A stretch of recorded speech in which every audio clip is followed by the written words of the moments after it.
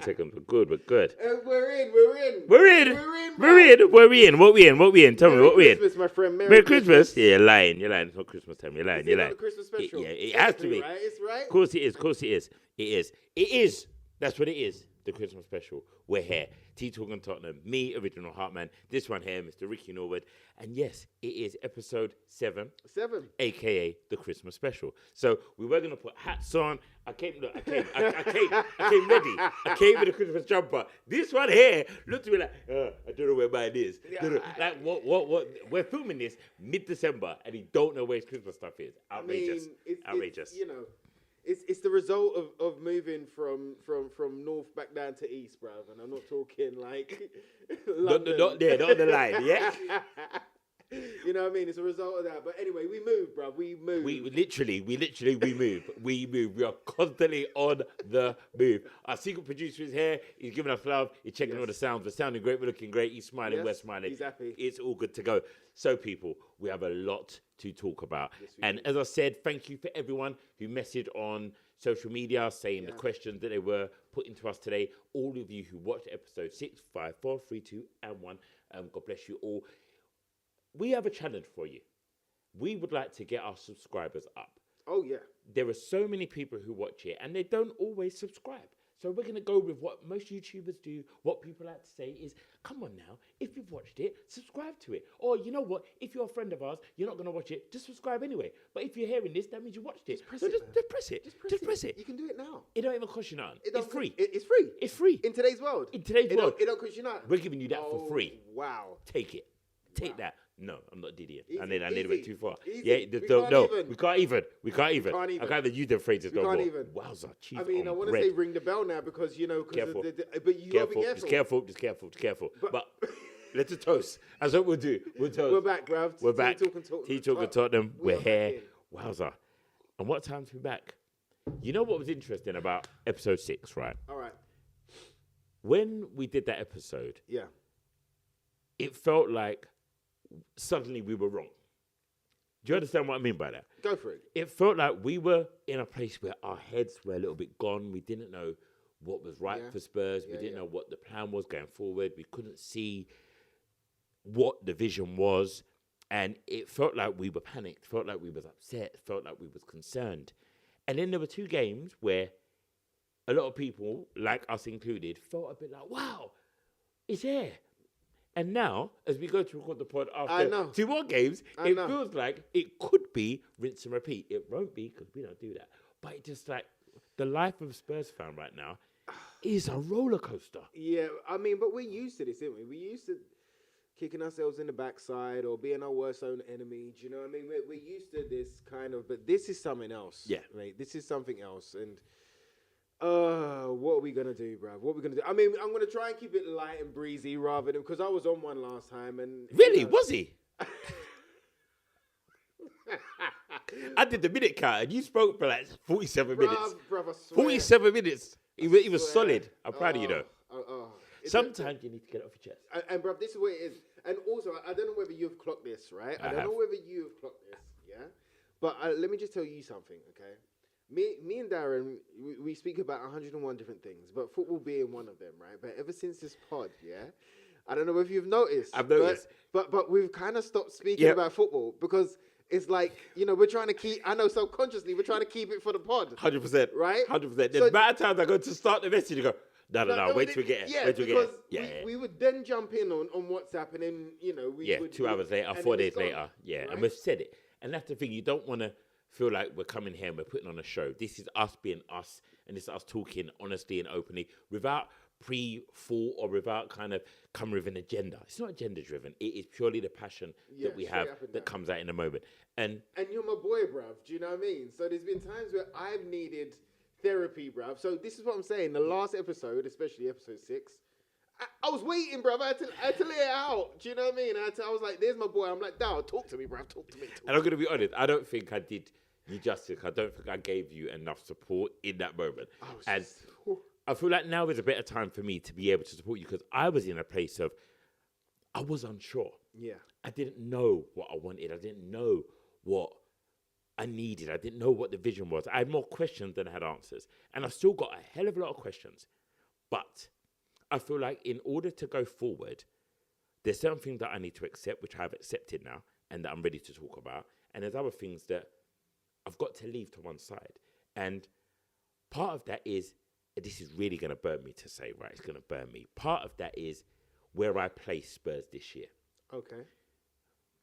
I want us to be Champions League. I want us to be up there fighting with the big boys. And I feel that I have to accept this could be the year where it just doesn't happen. We're not up there. But I'm willing to accept that if going forward there's the progress. And I feel we have to take a few steps backwards to go forward under this regime.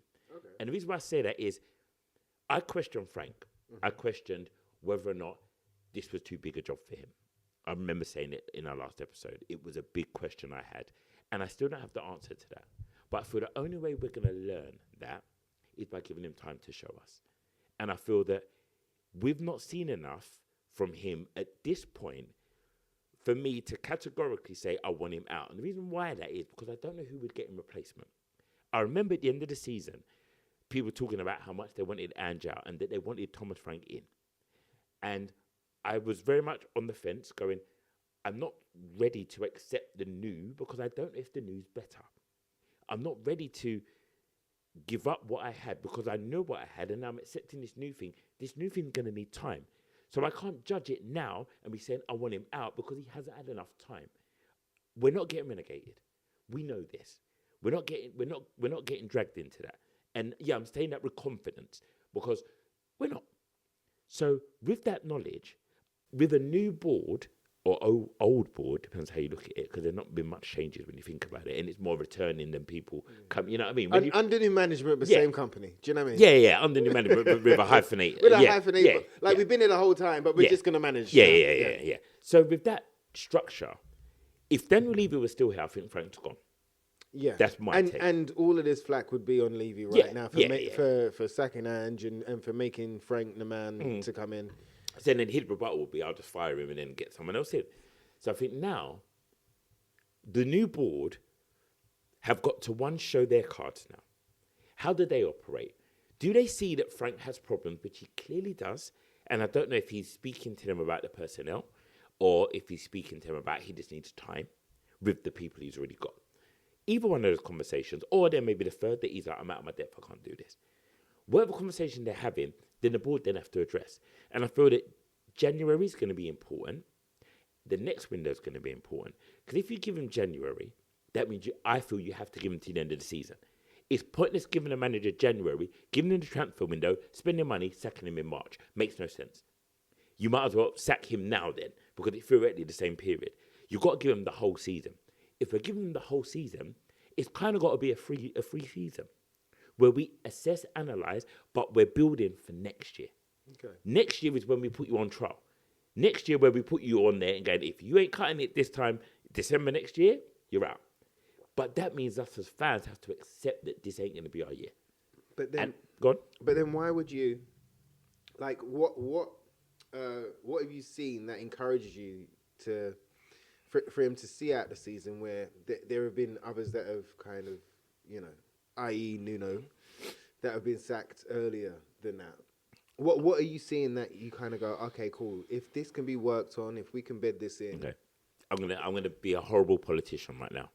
I'm not gonna answer what you've asked me, but I'm gonna do this instead. I haven't seen. I don't know what to say in regard to what I've seen that makes me want to keep him, but my issue is who you go and get. Okay. Who's out there to go and get? Who would want to manage this Tottenham right now?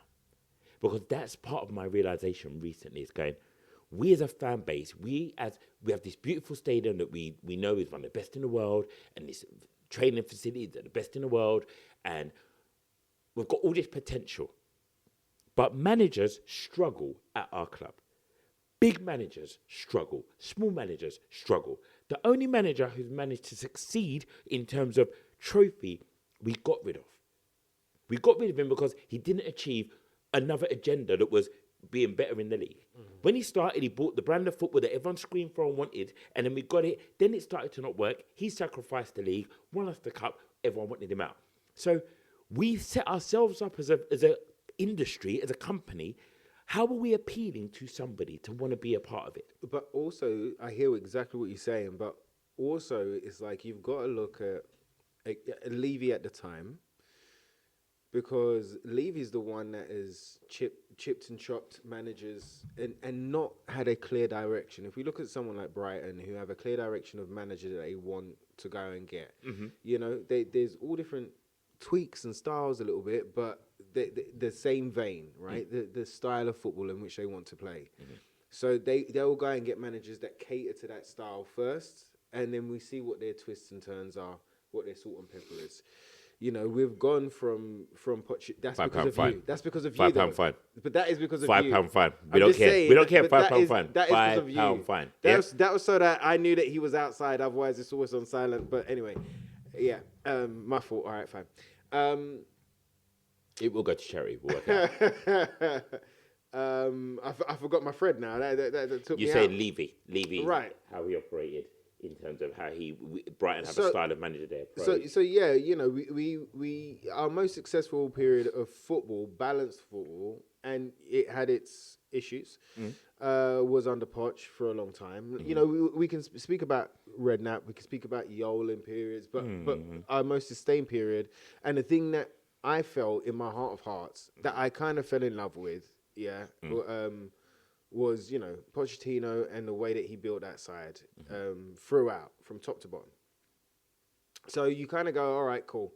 I always felt that we should have invested in him, and we should have given him the time to go through these bumpy periods, right? And especially transition bumpy periods with not a lot of investment, etc., etc. Then you go to Mourinho, which is the total opposite brand of football. He was a guy that had just come out of Man United at that point, and he had destroyed Man United. Even though he won them trophies, and he done well with them for the first season, I think it was. But then, you know, there was a breakdown. There was a lot of toxicity happening that was in and around. I can't just lay it at Mourinho's feet, because Man United's been, you know, a roller coaster. They're still there. They're still a mess. Right. So I can't just lay it all at his feet, but it was in and around. He was having fights with Pogba and stuff. If you remember, right? I remember. Yeah. So then we bring him in to be the winner, to go and get the trophy, because supposedly Poch couldn't do that. You know. So again, we do what we always do, which is not really back the manager with the signings that he needs to perform the football and to get the results. You know, I think we had Longley on loan for the 2 seasons. Under, you know, we were playing Jaffet Tanganga at that point. And as well, I like Jaffet. You know, I had that feeling that he was going to, but at the same time, what I'm saying is he didn't have the tools to go and do what he normally does. And we all know that he needs an expensive squad. 6 days before a final, he gets sacked, right? For whatever reason. Now, supposedly the players, I've heard recently, I think it was Simon Jordan that said it on TalkSport, but the players wasn't with it. They had enough of Mourinho. To me, I kind of go, 6 days before a final, get your stuff together, let's sort it out afterwards. But that's history, you know. Then we go to Conte. Oh, no, so it was Nuno after that, wasn't it? Yeah, I always miss Nuno, you know, in the timeline. In the timeline. But then we go to Nuno, a back three type of guy, you know. We brought him in, and he said the same thing, in the sense of, I'm going to make you proud, and we're going to play this exciting brand of football. But he had come from a place where they didn't play that style of football. They played contained football at that point in time. So he comes in, he implements his style, and I can't remember how many games in it was, Dal, but you could see clearly it wasn't working. And when he was sent, you know, when he was sacked and sent on his way, nobody cried, nobody shed a tear, and nobody stuck up for him. To the point that I know I'm not the only fan that misses him out of the timeline. I've heard it all the time. They'll go Mourinho, Conte, you know, they're always. So then, for the first time in a long time, so what I'm saying is in styles of football as well, right? Yeah. I can see the thread. And in Conte, you come in again, another winner. Manager in his prime, give him then. But we know there's something that comes with Conte as well. Anyway, it goes the way it goes. It blows up in a big press conference. But sorry to interject on that. It feels like everything you're saying just goes back to support my point. No, but I'm saying it at this point, it was from this chopping and changing. Yeah. And knowing what we are. What I'm saying is that this was another chop and change with Frank, where it wasn't in the same vein as what we're looking for as a coach or a manager. But this is the thing that I'm looking at, is that if I'm a manager and I'm available, or even if I'm not available, I look at Tottenham, I go, what is the project there? What do I bring? If I'm interviewing for this job, what do I go in and say that they're going to want to hear that's going to get me the job? Because theoretically, Ange came in and said, I can win you something. Yeah, I'm a serial winner. Did it, get fired. Yeah, I never. That's not good enough. So yeah. Conte comes in. I do this, I do that. Comes in, disappears. Like everyone who's come in and put their CV down has come with their idea. You've highlighted like the board don't always back you. You don't get what you need. The fans have very high expectations. We do. We can't lie about that. We want the world, and every fan's right to. But then if your manager's not being given the right tools to make it work, then we're upset in the stands. We're not seeing around the football that we want. Everyone's upset. No one's a winner. If I'm let's look at the availabilities, right? If I'm Brendan Rodgers, why am I going there? If I'm Klopp, why am I going there? If I'm Xavi, why am I going there? Alonso, why am I going there? Someone said Robbie Keane did today. I was like, why would I risk it to taint my legacy to go to Tottenham right now? Because it seems like every manager that's left us has left with a blemish on their record. Yeah, even absolutely. Big Ange, even Big, who leaves with a Europa trophy and he leaves with a blemish. It doesn't Last make out the sense. club. It doesn't. I'm with you, bro. It doesn't make sense to me. So the reason why I said that to say this is when you said, what has Frank shown me that makes me want to keep him? It comes with a rebuttal that I don't see anyone wanting it. Doesn't mean I will keep Frank for that reason, but it makes me go, we need to change our thinking on how we treat our managers. Giving them proper time, proper investment. If that's what we're highlighting, we don't invest properly and then we get frustrated and we get rid of them. Frank was, look, I'm talking to a lot of people out there. A lot of people were selling the idea of Frank to me, which we've not seen. Yeah. Same. How he's adaptable, how he plays front foot forward, but he's a tactical manager. He's a coach. He develops players. He's only had a small amount of time to do that. That may take more time. I've done my research as well. When he started, when he was at Brentford first, they struggled as well.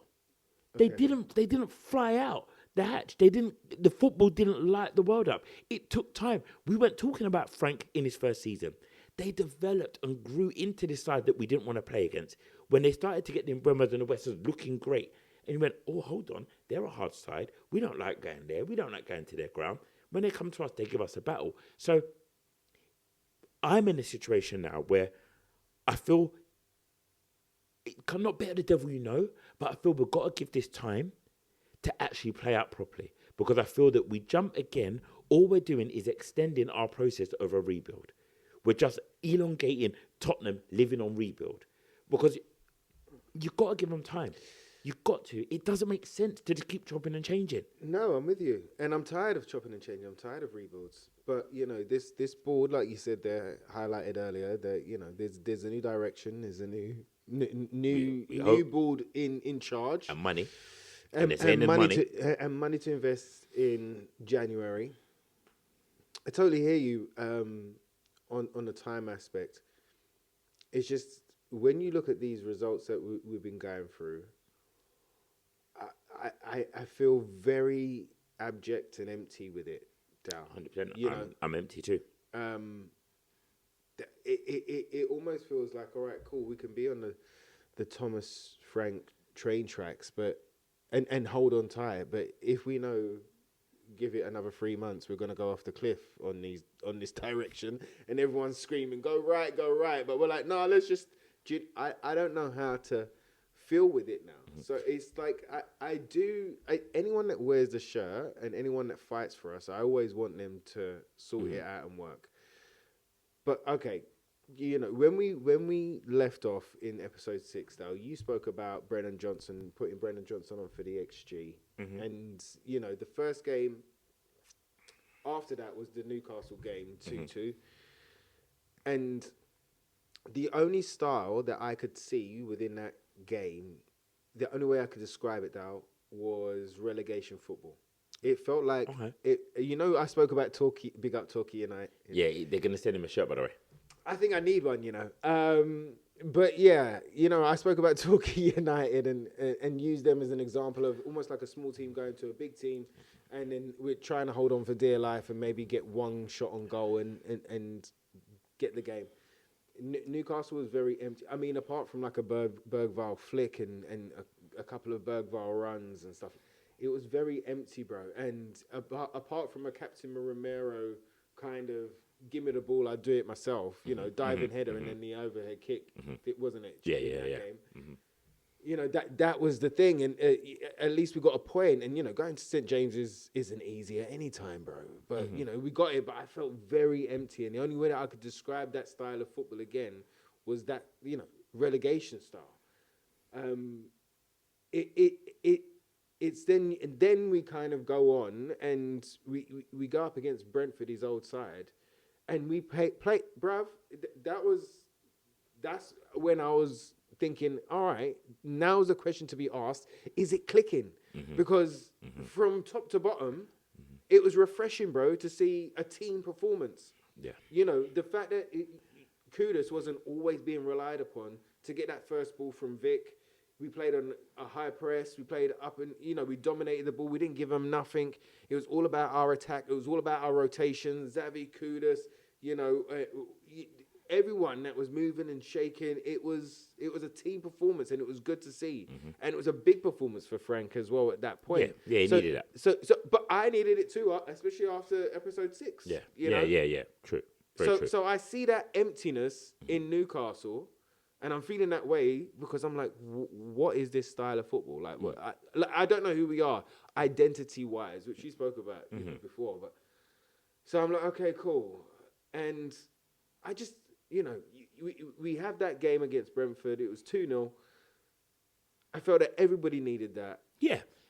Simmons needed it as well. Yeah, that was almost like when Simmons kind of, we saw what he could potentially be. Yeah. So even then, how was you feeling to see that at that point as well, Dad? Because up until that point, from the Gooners, we'd lost 3 in a row. We drew to Newcastle, and then we won Brentford. So everybody needed that win. Oh, 100%. For me, it was a case of I started to see. I'm not going to use the term the identity of Tottenham, but I started to see progression. I started to see players being used in ways that were complementary to others. Archie Gray being brought in was a compliment to Simmons because Simmons was struggling to get hold of the ball. He was struggling to find his space on the pitch. He was struggling. And you brought in someone like Archie Gray, who is a centre midfielder who likes to take the ball on the half turn and is looking to play a progressive pass. He wants to push the ball forward. And also what he gives us defensively, and I think a lot of people forget this about Archie Gray, is that when a Spence or a Romero or someone goes forward, he will naturally go into the gap. He will go into centre half, he'll go left back, he'll go right back. And some people say that he goes missing. He goes missing because he's not where you think he is. He's helping out. He's working in different places. And I honestly do feel that I looked at Archie in that game. The reason why I'm saying that is because we know what happens if we go forward in time. In that game, I was like, I saw him developing, but I saw him developing potentially under Frank's guidance. Right. Something that we spoke about, he's good at. Right. And I watched a young player like Archie Gray and I goes, if he's giving you that confidence to play next to someone like a Bentancur and be the receiver to go, you're my quarterback. We're going to play you. You're my quarterback. You're going to want to receive it from Vicario, from Romero, from Van der Ven, and get it to Simmons. That's part of your job. You're going to help Simmons because you're going to take the ball there so that Simmons can move and you can give it to him a different spot. Simmons doesn't have to come that deep to get it because he's inactive down there. There's no way he can operate in those lower areas. Then you saw when he picked up on the halfway line and went on his run because he had the energy to do that. He had the speed, the freedom, the space. And we started to see connections. We started to see Spence. Him connecting. Things just started to look like they'd worked on it. You started to see, you've been doing this in training. Well, there was the overlap, like they were giving the ball. Yeah. Because the triangles, they were there. The patterns of play were there. And the moving forward triangles. In that Newcastle game, every single time we had an overlap or a open player or a chance to move the ball quickly, it was turned around and given back to Vicario, and we started again on the left-hand side. Yeah. So to see that at Brentford, refreshing. But I needed to see something, right? Yeah. I need to see something. I go, okay, cool, something that we can build on. But I've said that a couple of times this season already. Okay, cool. We've seen a couple of nice green shoots. Let's go. But normally the next game it drops off again, right? So I'm like, okay, come on. Xavi's played in. You spoke about him being in the pocket, and he played in that. He came deep to pick up balls. You were speaking about De Bruyne last episode. But he was in that, bro. He was making challenges. He was up and down that field, and he was on it to make a difference. Also, you had it looked like Kudus had 80s Weetabix that morning, bro, because he was all over it. They were dangerous all over the field in that game. Like you say, Archie Gray, what he done to be able to just switch and cover, but also progress the ball at times. When he's in his flow, you can see he's going to be a dynamite player, bro. Yeah. But again, this player is going to take a couple of seasons for us to see his best. And fast forward in time, he's going to make mistakes. Of course he's going to absolutely make mistakes. He's a young boy. He's going to absolutely make mistakes. And he made one. He made a big one. He felt it. He felt it. And I could see against Nottingham Forest that he went into his shell for 10, 15 and then tried to score the worldie to bring himself back in. And I like that. I like that he knew he made the mistake, but he was trying to work hard to win it back. He was trying to work hard to balance it out. I conceded one, let me try and score one, let me try and work for the team. And I feel that we have to remember that as fans sometimes, the effort that player's putting in. And I say that because then I look at a Vicario, who we've had our conversations about, is Vic good, is Vic not? I said that he buys time and he does a worldie and he pulls off some great saves. He's a shot stopper. However, I highlight the same point. He strikes fear in the back four.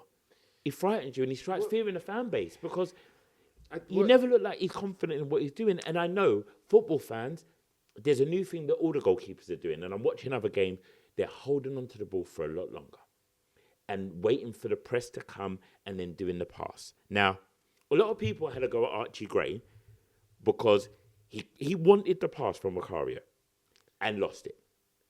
Now, I'm just going to do one football thing. If I've got a man behind me and I'm calling for the ball, and you pass me the ball on the side that the man is coming, you're not doing me many favours, are you? No. Vicario used his left foot, if my memory is right, and I'm sure it is, and passed it to Archie Gray, putting the ball on the side where the player's running at him. Yeah. You give me a fighting chance and put it on the other side, I can turn and go the other way. He didn't help him, and I feel that... It didn't even talk down. No. It didn't even let him know. And the thing is that Vicario could see the play. He could see those red shirts in front of him. And you can also go, you want it, but I'm not giving it to you. Yeah. It's a dangerous pass. Romero's there, open, in acres of space. Or you just go long. But they play this. This is a thing that they train, which is passing into the midfielder. Benzema normally does it. Pass it into the midfielder and then out. And we're not the only club doing that, by the way. No. But before that, bro, because we was in a moment of positivity, you know what I mean? We had that Slavia Prague game. Yeah. Where Sunny come back and it was a beautiful day. So, we've had a win over Brentford. There's a little of that tension has been lifted, bro. Yeah. And it was nice to feel good for a moment. Yeah. And then we go into that game and it was again, okay, cool. Own goal and 2 penalties. But it was our attacking play that allowed those things to happen. Yeah. It was another build on that performance. And maybe you could say that they were trying a little bit too hard, but I felt that Sonny being in the audience and being around, that they wanted to show a good game to him, to us, the fans, and also build on that momentum and start getting something going. And that was encouraging to me. So for us to get to Nottingham Forest, bro, and to get to that, it's just a massive punch in the gut. And when the thing, I heard Ali Gold the other day give me the bits that I missed. But in the moment, because I was swearing at the wall, I wasn't swearing at the TV. I was swearing at the. He does do that, by the way. He will absolutely swear at a wall. Just because, you know what I mean. Yeah. One day the wall's gonna swear back. And then I'm leaving. But it was a reaction, right? So I didn't see Vicario say to Archie, "Oi, yo, young one, that was on me, you know. It's all right. It's all right." Because his head did drop, bro. His head did drop. Sorry. But he picked himself up. He picked himself up. Have that Dele-esque. Yeah, I wanted that to go in. I wanted that to go in for him. Straight away, Yeah. Dele-esque strike, right? But he done it straight away, and that would have been a great way to get back into the game. But for me, the Nottingham Forest thing is all about reactions, bro. Hold on, Ali Gold, what did he give you? My apologies. Yes, got to keep him on track. I well needed done, that bit. well done. The bit that I missed was that supposedly there was people that went up to Archie Gray, Vic being one of them. That was kind of like, I don't know whether you said it was on me, but so what did Vic do when he messed up though? Well, this is it. But this is it, and who shouts at him? What was interesting? Who Vic shouted at when he made the mistake? And that's the thing that really bugs me, and I think that just bugs me as a human being. I'm all about ownership. We all make mistakes. I'm never going to sit here and say I'm a perfect human being. Made mistakes, but you got to own your mistakes. And you can't make a mistake and blame the other person. Especially when you know you're 50-50. It can't be all one way. And Vicario so often makes a mistake and it's someone else's fault. And I go, big man, you can't do that. There's how many X amount of thousand fans, TV cameras, angles, like, we are going to start pointing the finger at you, and I feel that with the way football's progressing, Vicario is a massive issue for us because of the demand of a footballing goalkeeper. And I've heard rumours that he's not happy. I've heard rumours that he wants to go to Italy. I think it's his agent, if I'm honest. I don't honestly think that's coming out of Vicario. But it's a good time to get a move if he could. And again, my thing is, where is the next keeper for us? Is it one of the young keepers coming through? Is it Kingsky? Because football is changing and goalkeepers are not old school goalkeepers anymore. It's not about the big kid who can dive and save and is a bit crazy. You've got to have football intelligence. You've got to have good feet. You've got to be able to be more of a sweeper keeper than a goalkeeper at times. You play more out of your box than you do with your hands.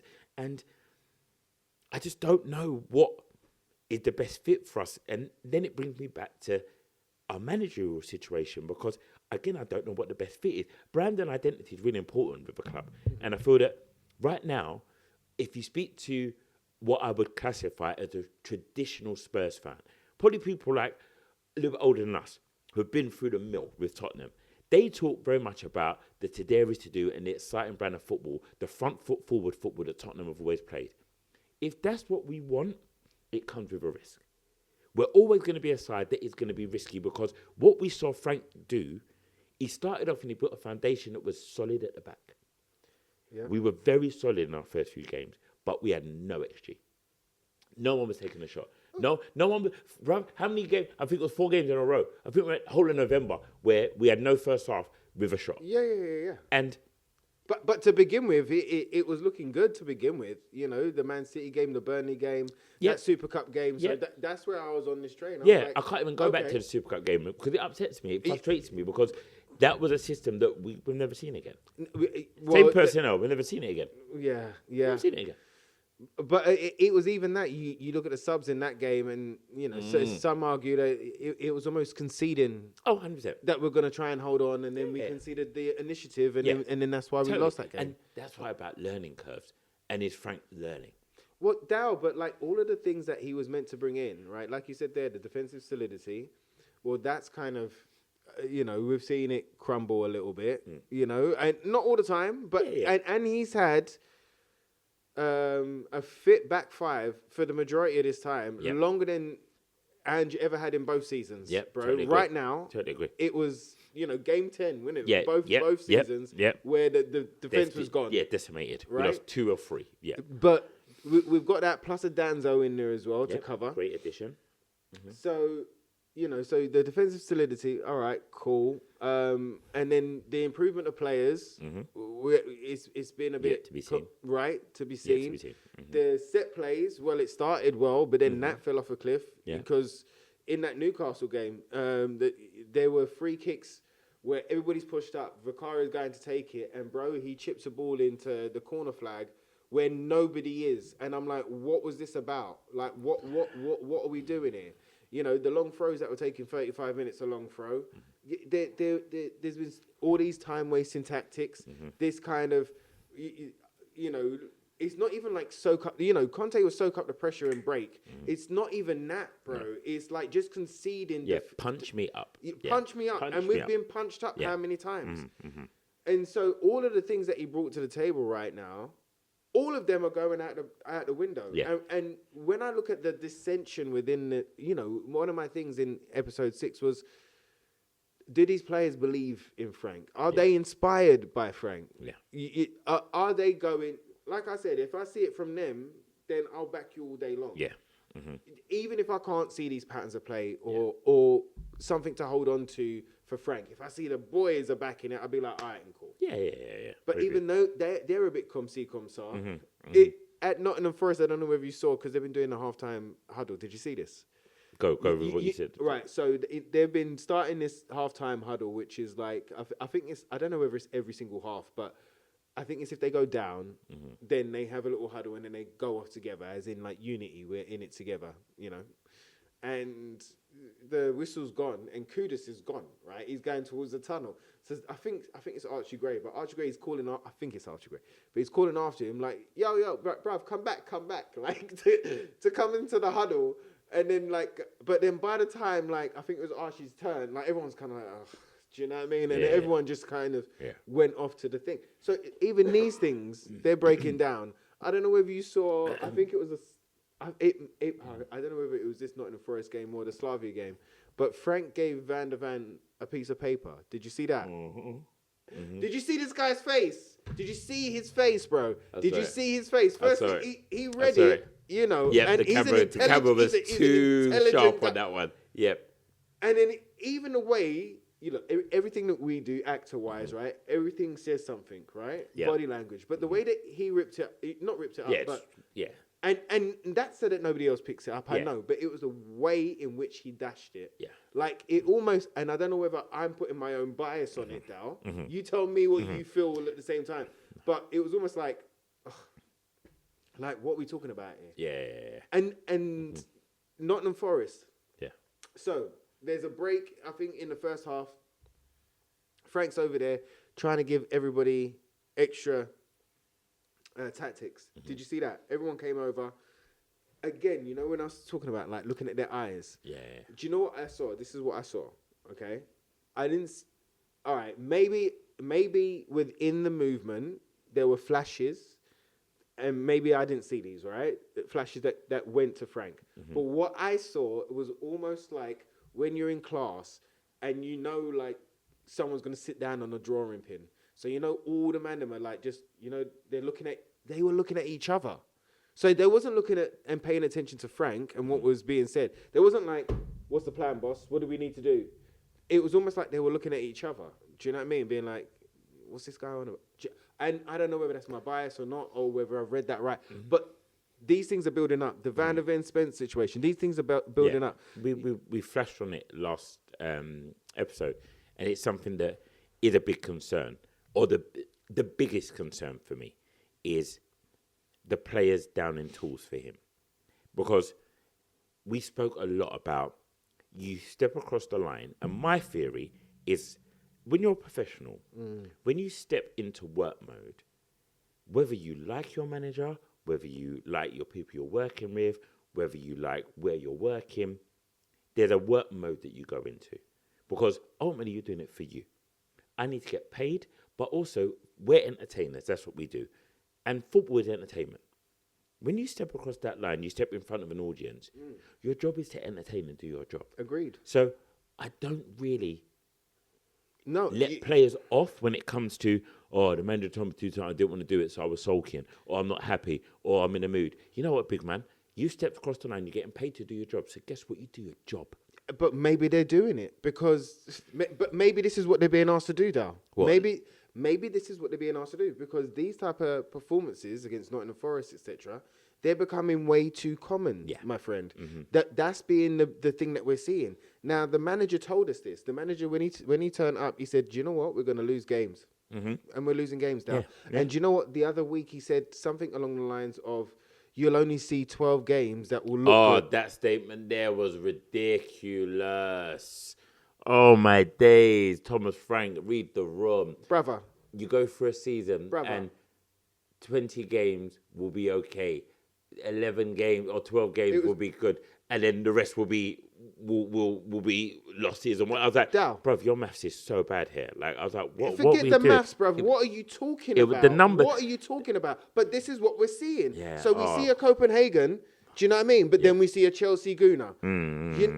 So really and truly, it's not like he hasn't said it. Yeah. Oh, he said 100%. He's being very transparent right now. And also, he's starting to. He went off the ball for a while. Like, that was. I've got the numbers wrong. I know I have. But he went off the ball in that period of time. He started talking about, remember that we finished 17th and etc. He started to what I see when you're scrambling. Yeah. But then in the last couple, when we had those 2 games where we started to look better, he started to speak like us again. The things that we were seeing as fans that weren't going well, he was highlighting as well.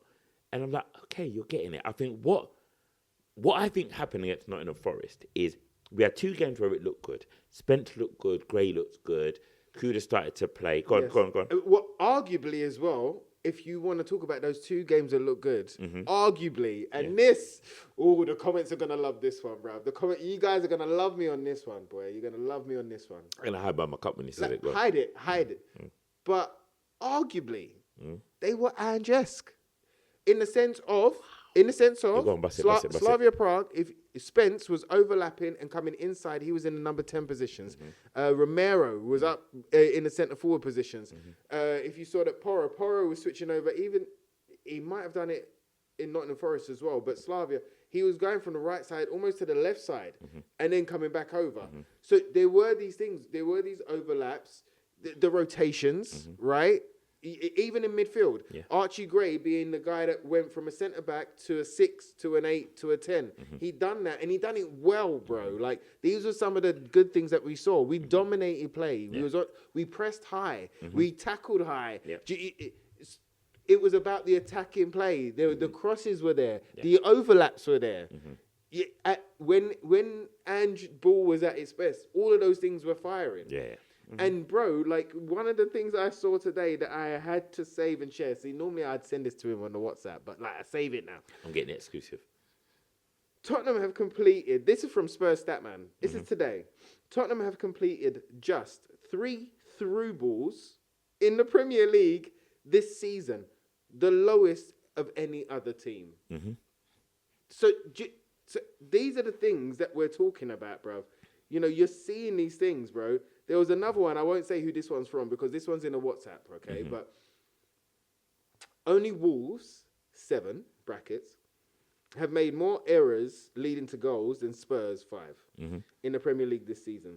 Spurs, 20, have made more errors leading to opposition shots than any other team in the Premier League this season. After 16 games, Spurs are 16th for total shots, 17th for shots on target, 17th for XG. And the total XG of 15.29 in 16 Premier League games with an average XG of 1.18 per game. And I don't know why, this is too much. Too many points. This is too many points. But it's like one of the lowest of the league, bro. It's like, so these are the things that are building up. With arguably, yes, we've got our injuries, and yes, our injury list is long. But with arguably the fitter squad than we've had in previous seasons. So this is what I'm saying. So everything that we were just speaking about there, all of the things that he said he was bringing to the table, they're all on red arrows. You know, they're on downward arrows. Yeah. And he put it this way, he's failing the assessment right now. He's absolutely. If this was a school report and we're at this point in the year, it would be you need to up your game. You need to up your game because you're in trouble. You're absolutely in trouble. You're going to be on like serious detention. We're going to have to put extracurricular lessons in for you. You're going to be working overtime to get up to the level that you said you were or that you were showing before. Now, but all right, you were saying to stick with him, you know, but what to what outcome in that sense? So, like, best case scenario, we give him the January, we give him 100 mil, we go and get 2 cracking players, okay? What's your best what's your best outcome come out of this? Because second half of the season, we've seen teams turn it around and put runs together and start making things happen, and it's starting to click. We've had 2 positive results, and that's why Nottingham Forest was such a punch in the gut, because we crumbled like tea and biscuit, bruv. Do you know what I mean? Like, it was, once that first goal went in, it just went, and then bro, in that Nottingham Forest game, not only could we not complete a short pass or long pass, but we couldn't complete a throw-in, bruv. Did you see that? Did you see that? Did you see that? Bruv, did you see that? One of the things that we mentioned... One of the things that we mentioned on this was that, Frank does all of the tactics board on Sky Sports with James Acaster and whatnot. He speaks about that long shot area that is not a great place for us to shoot from. We get it in better XG areas. Bro, how many goals, how many worldies, how many outside the box shots? And even that Sangari, the third goal that he scores... Great goal. Yeah. But Dal, how much space? Not one player. There was like 5 players in front. Not one player chased him down. Not one player to shut down the angle. It's happening. These are the traits that we're seeing, bro. And I go, okay, I understand. But okay, I mean, maybe. All right. I just to answer your question. To answer the question, I would go. Best case scenario. Yeah, yes. I was there. I got it. Sorry, it was me. I was reminding myself. What my thing is, the best case scenario now is to see an improvement on form. That's what I'm looking for. Okay. To see an improvement in form, to see the team look like a team again. To see that there are options in terms of tactics. The Forest game was interesting because I was hoping that Frank changed it up. Because Forest were going to present a different problem. It's a Sean Dyche's Forest. Physicality. And I was like, what are you going to do to match them? Or what are we going to do to give them a different problem? And we didn't. We didn't give them anything. We didn't lay gloves on them, as you like to say that statement. We didn't lay hands. We didn't throw a punch. It was embarrassing. And then another stat for you, of the mistakes and goals conceded, Vicario has been the main cause of 72% of the goals that have been conceded by Tottenham. That's ridiculous. When there's been a mistake, 72% of those mistakes have been Vicario's. And that's a worrying stat, if it's true. But for me, so that's what I'll be hoping for. An improvement in play, and more consistency in, not in the system, but in the standard of performance. I want to see a bit of effort. Not a lot to ask for. I want to see a bit of drive, commitment, and I want to see the Tottenham team making progress. I'm not asking. That's the thing. I don't want the world right now, but show me progress, and I'm going to go on the journey with you. You show me nothing, and I'm gonna have to take a different route. You made a point earlier, and I want to go back to it. You said about we're going on Frank's train track, and everyone's saying go right. What does right look like? Maybe staying on the damn track, bro. But we lose Frank, we leave him there. What do you want? I've always wanted I've always wanted a guy that plays the way that we know that we want to play football, you're chairman. I'm giving him chairman vibes. Thank you, Rav. Which is, I think, our favourite position. My favoured position is a 4-2-3-1, bro, with Pochball basically being solid at the back, overlapping with left and right backs. But having those 3 being attackers up at the top with a 10 in there, creating and dictating, it's that. For me. I think Poch had the full package in performance. So are you saying chairman? Chairman, I'm gonna say chairman. Who's our new manager? Frank. You're sacking Frank. If you were to sack him, and I'm not saying that he said he wants to sack Frank. I said that before you start. No. If you sack Frank, but who would you want? Somebody that plays that way. But you need to give me a name. Well, there's a couple. I said to you about, I think Vincent Kompany is a good manager there. Alan Sugar was speaking about getting Klopp in today. I don't think that would ever happen, but I understand where he's coming from in that rock and roll type of football. And he Klopp was the one that Poch was going up against. Them two were the battle, if you remember back then, with styles of football. And so So that would make sense. I think Xavi is a bit of an anomaly in the sense that he's only been at Barcelona and it's all about that Barcelona way. Tottenham ain't Barcelona, that's going to take time, but it could be one of those exciting punts. But it's more right now because we haven't had a big sample size of him. It is a punt in that sense. I think he won. I think he might have won the double or the treble while he was there. Yeah. So it's not like he doesn't know how to win, but he knows that club inside out, and they know him inside out, and he knows what to say to those players to play that Barcelona way. It's going to take a minute to do that. But there are managers out there. It's going to be tough to get anybody in right now. I agree with you there. Just highlight, like you said, Vincent Kompany. Now, for me, Vincent Kompany falls in the bracket of managers below a Thomas Frank for me, because technically, he's won trophies at Munich, and he's showing that pedigree there. But in the Premier League, he didn't light it up in any which way, shape, or form. No. And people would have said that Frank was better. Now, I feel that what happens with a project like Tottenham is you get a company in, it starts exciting, and the minute it starts to have problems, does he have the technical know-how, and do we have the patience to give him time? And I feel that's the crossroad we consistently hit as Spurs fans. We get to a place where it starts to not work, and then something has to go, and it's the manager. And we talk about the players, and we still keep certain players, then they don't improve, they don't get better. And I feel to break the pattern, or to break this system, this loop that we're stuck in, someone's got to be given more time. No, I agree with you. I don't know which one. I'm saying right now, it makes no sense to me to sack Frank now. And I'm going to say a number of reasons why. You've got a World Cup coming up. World Cup is always when there's a manager exodus. Managers who have gone into international football and then they're going to come out in the summer. If you do want to make a change, you've got options. You've got more options then. Agreed. Also, the package of selling Tottenham. Getting a manager after Ange should have been a great opportunity because you've won the Europa League and you've got a project to build on, and we go into the Champions League. We may not have Champions League football for managers to offer them next season. We may not have anything. So it's going to have to be a manager that wants the project.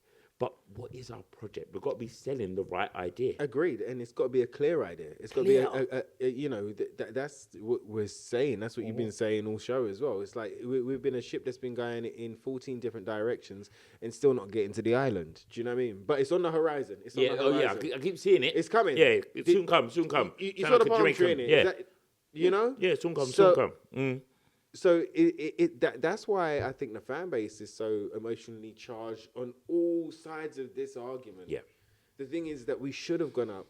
Look, I'm not really and truly. I'm not great at picking managers. The managers that I've picked over the times have ended up not doing well in the Premier League when they have got a job and stuff like that. Yeah. The ones that you wanted Slot in it. I wanted Slot. Yeah. I wanted Ten Hag. Yeah. I wanted Van Gaal. Loads of Dutchies here. Yeah. We see the trade. Yeah.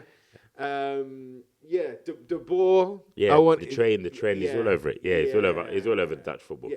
But so I look at certain systems and I look at certain styles of play and I go, that's the style of play that I would love for somebody to be able to implement. Because your identity of what you want Spurs to be, those managers present that identity. Yeah. So you're as a Xabi Alonso. Yeah, you're clear on the identity, your formation, the system we want to see Tottenham play. These managers do that. So remember, De Boer, for example, he went Everton, bruv. Yeah. Everton wanted to play that type of football. They want Sean Dyche type football. Yeah. You know what I mean? They want David Moyes type football. Yeah. They don't want the Boers. It didn't fit. Yeah, and I feel that's where Tottenham is a challenge because what fits us and what do we want? And it's frustrating. Spurs fans, we are as frustrated, confused, and worried as you are. Oh, 100. When we don't have the answer, only Smarties have the answer, and they're not sponsoring us, so we don't know. So right now, I feel that this is a really, really, really big moment for our board and our structure and the brand that is Tottenham. It's a really important moment for us right now. Because if we do stick with Frank, you have to invest in January. You've got no choice. You have to. Well, they're talking about the earlies. So It's got to be a whole new window. Exactly. So they're hinting right now in the Yeah. press conferences that basically they've identified who they're going after. Yeah. If you're saying first week of Jan that you're going to make moves, then you already know who you've identified. So carry on down. So you've got targets. Yep. So all of what's gone before has to start changing now. As you said there, if you're going to back him, like I say, back him early. There's no point, as you've stressed so many times about transfer windows, there's no point signing the man on the 31st of January. What was the frigging point? No point. We needed him at the start. If you knew you wanted him, go and get him. Villa have already signed somebody. Villa's already done their deal, and on the 1st of Jan, he walks in. Deal's done. You can do it. You can't sign him now to play now, but you can do the negotiation. Oh, yeah. You can get it all done. And it needs to be the change to go, what the identity of Tottenham is open now to be recreated. There's a big chance now, there's a big opportunity now for whoever wants to be the person in charge. And I say that because I don't know how this new structure works. I don't fully know who's leading this. And we've got Paratici back in the transfer window, and I feel that it's an opportunity to rebrand Spurs and to put Spurs where we as fans want them to be. But I'm skeptical because I feel like we're going to make the same mistakes of the past. I feel like we're right on the edge of sacking him, and then we're right on the edge of being in limbo again, and right on the edge of another rebuild. So I hope that I'm wrong, and I hope that there's an understanding that this is a system they want to give a chance to because it's not working, but they believe it can. But if they don't believe it can work, pull the plug now then. And I don't know who you get, but that's not my job.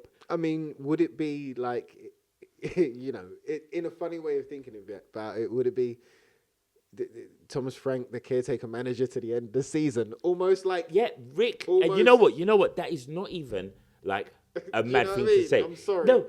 But it's making me laugh. I like it. Like, honestly, it could be that if you go, look, if everyone in the boardroom, something about new way of thinking, that's the new way of addressing it.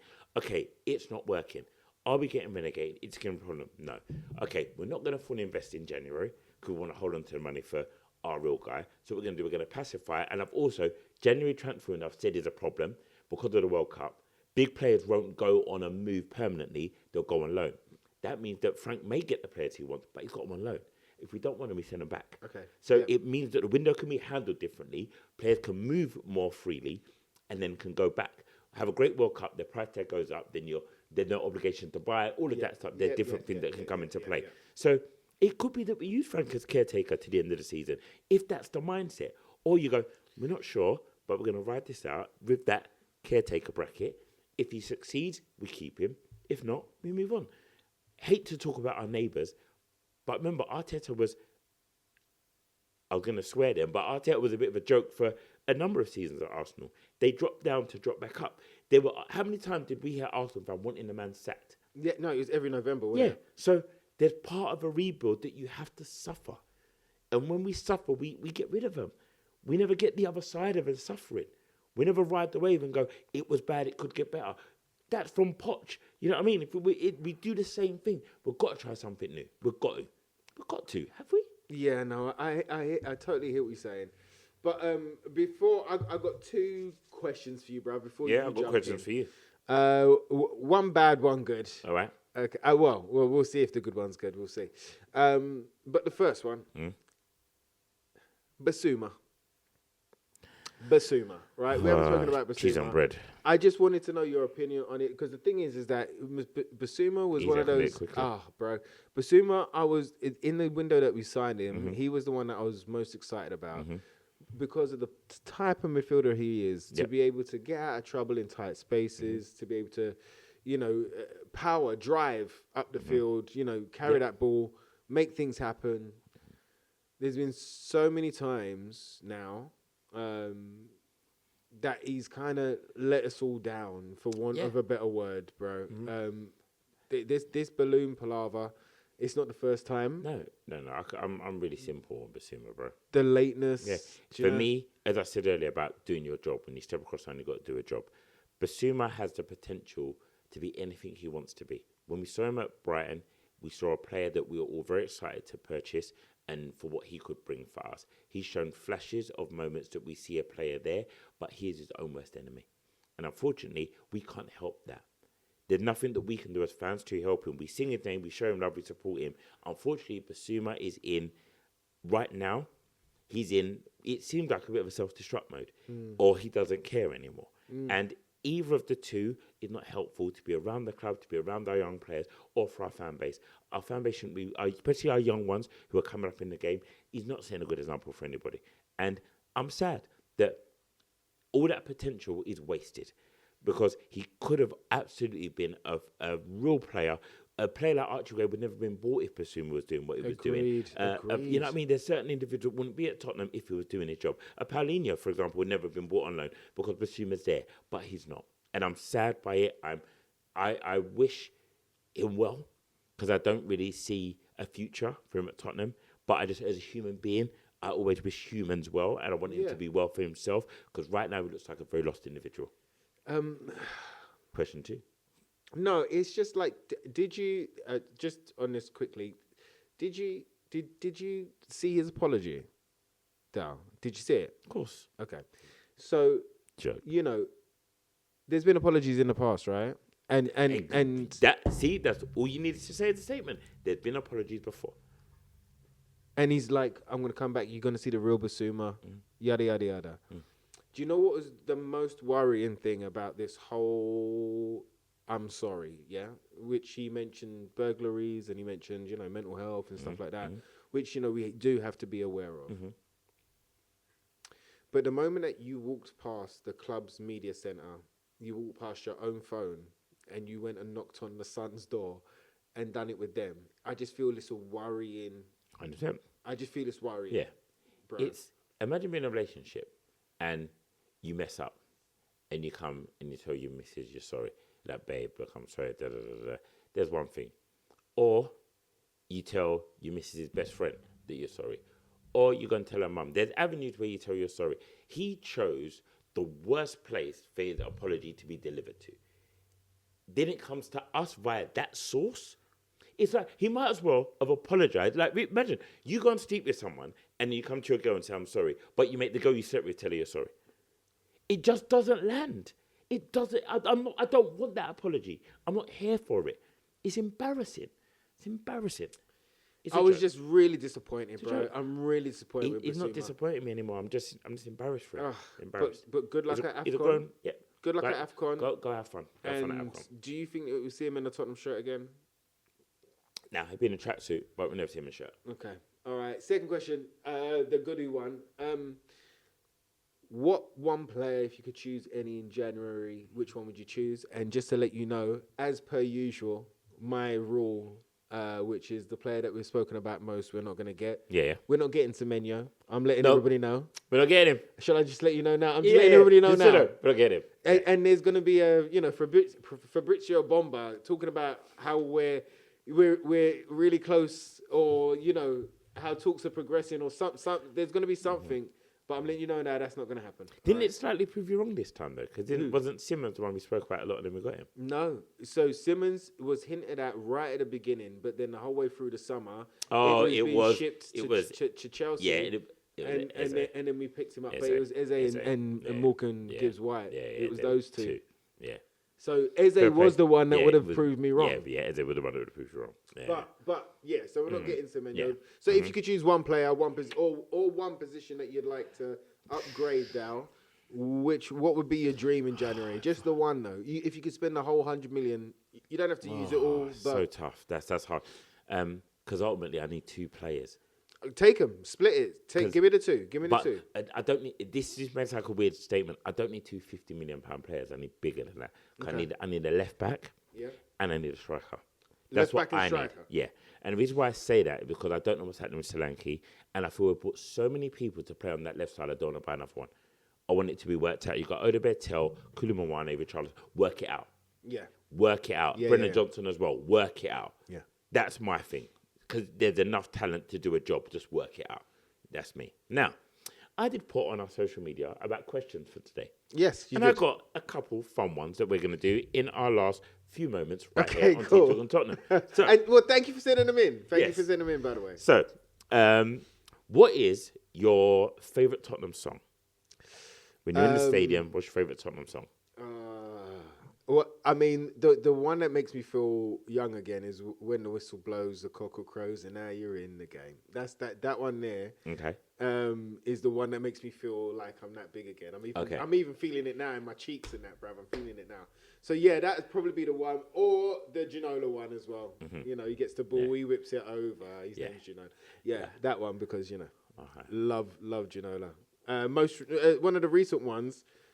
I did love always Sonny, but I did it. I enjoy Waka Waka, bro. Samana, Waka Waka, 17 for that. Do you know what I mean? I love that one just because it's the irony and it's what Tottenham is, and it's kind of connected to memories. Totally. Mine would be that as well because just that memory of Bilbao and being there and what we all went through together was amazing. But the Ledley King one would always be the one that would always sit in my soul when I sing with pride and passion. Just what a play and what a song. I mean, they just both came together beautifully. There was some great tributes for Son that I heard, that song that I forgot about that we had. We got some good songs. Some good ones, didn't we? We did have some good songs. Now I know the answer to this, so I'm going to do it as a 2-point question because I know the first. I'm not sure if I know the second answer. Okay. Your favorite Tottenham player of all time. Okay. And your favorite current Tottenham player. Oh, okay. So, favorite Tottenham player of all time will always be Ginola. Yeah. And it's about that first love thing. Do you know what I mean? Yeah. So Ginola was the one that just made me smile because he came on and he smiled and then he went out to create in a crazy team, in a team that was in the doldrums, but he always brought out moments of magic and he could change the game by himself, and just seeing him just weave and just bust some score in every single game that he played, it was just awesome to see that. So that was the first love for me. It was Ginola. What about yourself, bro? Mine was Ledley King. Ledley King early doors was for me. As I started to go to games and I could go more regularly and watching Ledley play, just what he brought to our team and just watching the man, knowing that he was not 100% fit ever and what he could do. If I go back to like the first player that kind of pulled me in, it was Gary Mabbott, to be fair. Was it? Yeah, Gary Mabbott. You can see I'm a defender, man. Because I watched, no disrespect to Gary Mabbott, and this is no disrespect to him at all, I watched someone who didn't look like a centre-half. Didn't look like they were mobile, agile, didn't look like they had it. But his love for Tottenham and his pride in that badge, he played, I'm going to use an old TV reference, he played like at the Power of 10 Tigers. Like, he was a man who put his heart on the line every time for Spurs. And I remember he got his face kicked. Yeah. I remember he was swelled up and he was there and he still was playing. Was it fashion? I'm sure it was. But Gary Mabbott for me was a player that I will hold dearly in my heart. So yeah, of all time, centre half, Gary Mabbott was the one, as you said, that got me first, and then Ledley is my hero. Okay, current squad. Current squad. It obviously would have been Sonny, but we're talking he's current squad. Yeah. So I had two players that came in to this squad that I really wanted to come in. One was Kudus and one was Xavi. Mm-hmm. So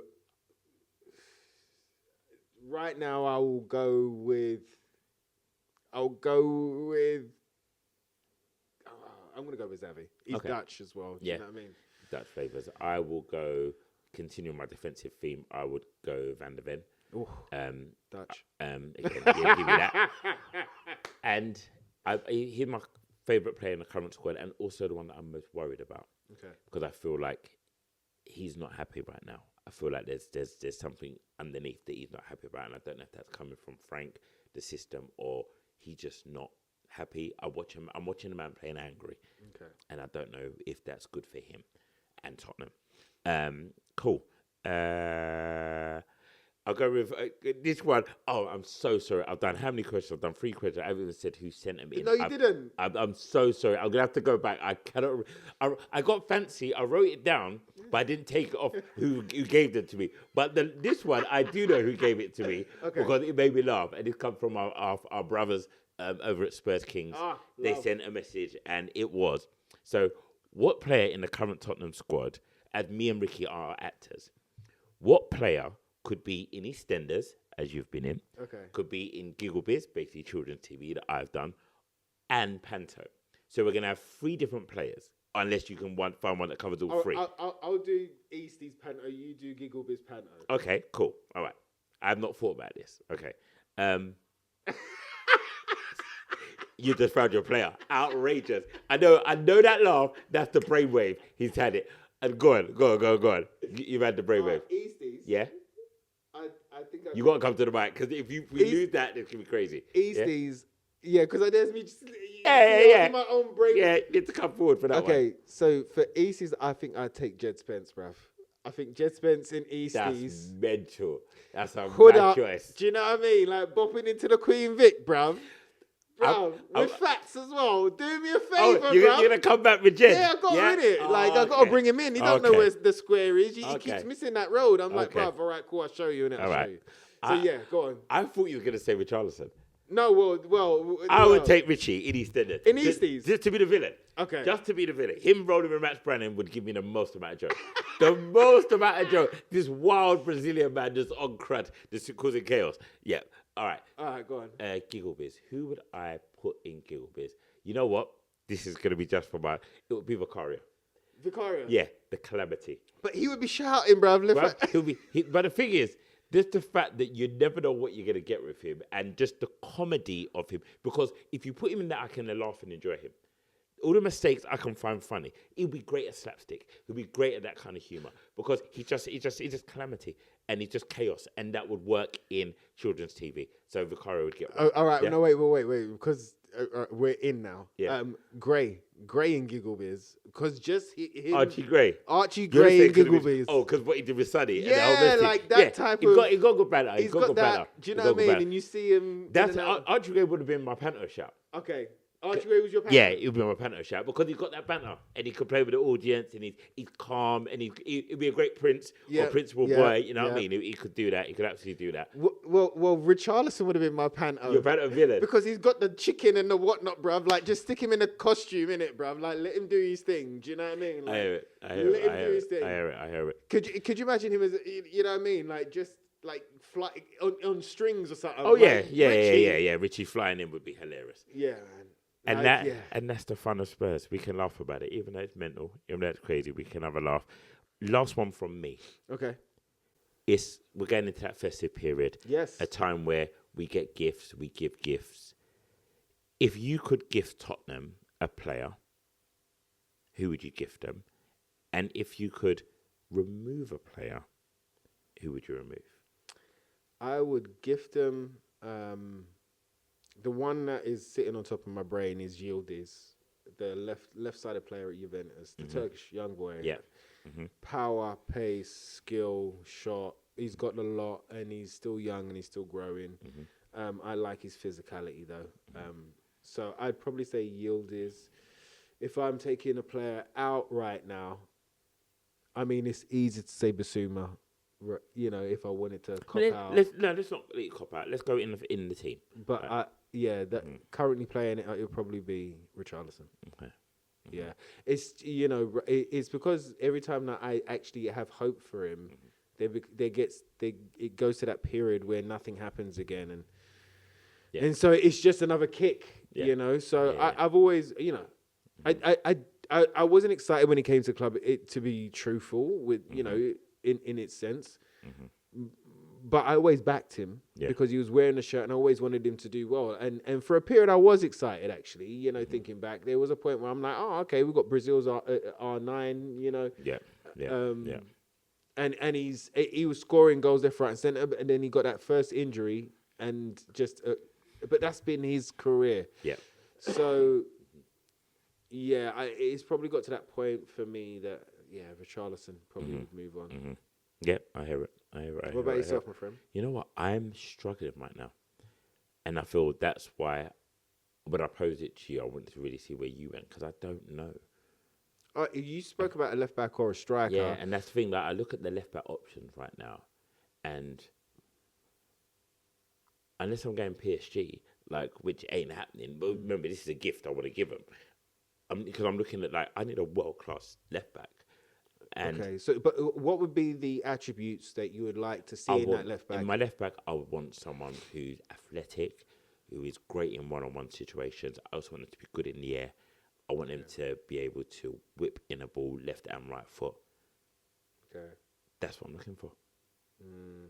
There's not many out there. There's not many out there. And then when you look up top, like, there is... You're looking at the strikers. And go for attributes again if you can't find it. I'm looking for an absolute leader who runs the line by himself. I want someone who's mobile, great with both feet. I want someone who can take the ball with their back to goal and on the turn. They're few and far between in the Premier League. Yeah. And world football, hence why last summer was a mad one for everyone trying to buy it.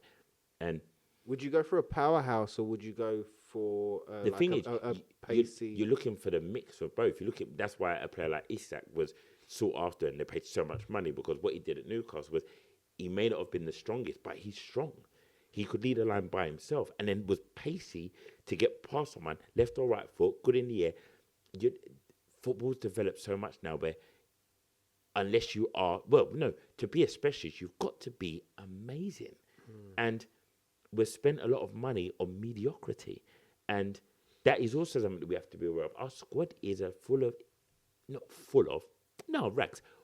a lot of average players who could be great, who could aspire to be better. But right now, they're bang average. But then it goes back to that thing with like mishmash of managers, different systems, different requirements, different mission statements. Yeah. And we could do that for another 2 hours. Yeah, and it goes round in that Venn diagram. Do you know what I mean? Exactly that. All that hurt circle. Yep. Oh, yes. What we are going to do is take a moment to stop and pause and say, people, thank you. 7 episodes in. Man.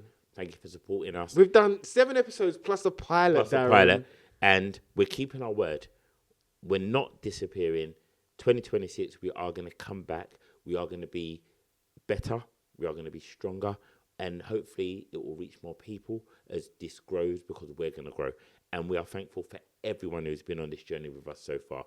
Thank you, every single one of you, every single subscriber, person who's commented, follows us on Insta, on X, or have said love to us on the street. We've got it outside. Thank you, man. Thank you. We absolutely appreciate you. And I don't say this for hot air.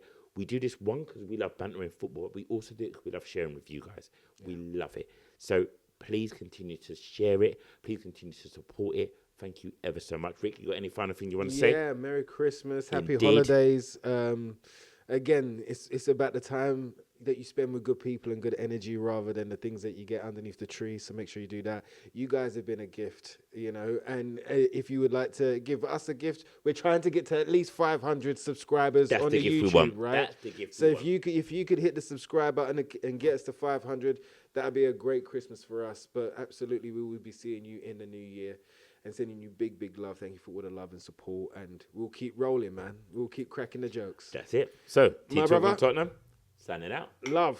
See you in the new year. Big up and bless. Quick, before he zooms in. Quick, run, man, run. Quick, grab your phone, bro. Grab your phone.